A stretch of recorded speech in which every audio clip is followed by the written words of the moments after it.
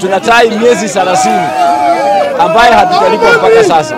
President Ruto amekuja hapa mara kwa mara akatuagiza mashini, lakini mpaka sasa hakuna. Na wapunge wetu wote kutoka Western wamekuwa watu wakora, wametutanganya mara kwa mara, hata hakuna ule mtu yoyote ambaye anaangalia maslahi yetu. Sisi kama wafanyikazi hatupei CTF, hatuna lolote, watoto wetu wako nyumbani, mashamba yamelala, kila kitu ni shita. Kwa hivyo tunaomba Mutahi Kagwe kama ameingia kwa ofisi akuje aangalie mambo yetu. Lakini hii mambo ya Fort Kenya imetuangusha sisi hapa, mpaka sasa tumefika mahali tumechoka. Murutachara inaendelea, lakini hatujapata lolote kutoka kwa ofisi ya kuu. Naitwa Jacqueline Simiyu, mwakilishi wa wamama wa viwanda zote za sukari. Tuko na uchungu sana kusimama hapa siku ya leo tukiambiwa jana ya kwamba wanalipa mwezi mmoja, alafu kampuni Raya anachukua. Ni uchungu sana, tumeteseka.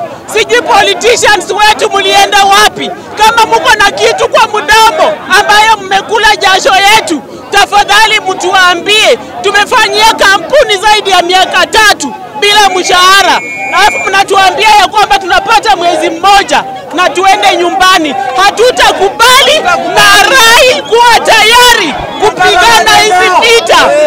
Tunasema Rai,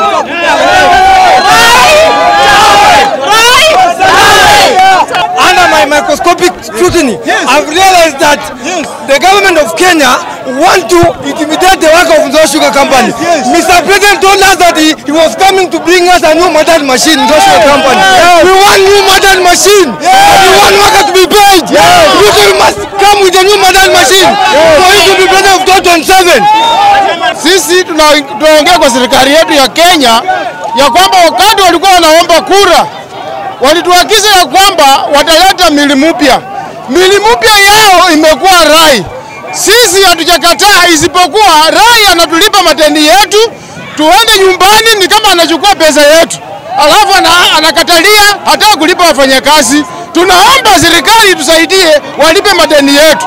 Lakini kile tunataka kuomba namna hii, watu wetu tafadhali tusilete siasa katika maneno ya Nzoia. Kile sisi tunataka katika Nzoia ni kwamba Nzoia kwanza, kitu cha kwanza, Nzoia must be able to work. Na Nzoia kuweza kufanya kazi, wakulima lazima walipwe. Mimi naunganika na yeyote yule ambaye anasema wakulima lazima walipwe.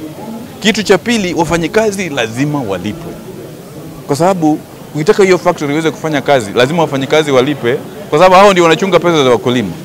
Na kitu cha tatu ambacho tunasema na tutaendelea kusema, lile shamba la Nzoia halitaweza kutoka kwa mikono ya serikali ya kaunti ya Bungoma. That land must remain government property, it remain government land. Yule mwekezaji ambaye anataka kukuja huko lazima ahakikishe kwamba wakulima wamelipwa, wafanyikazi wamelipwa, na hakika tunabadilisha uchumi wa sehemu hiyo. Hilo ndio maoni yangu.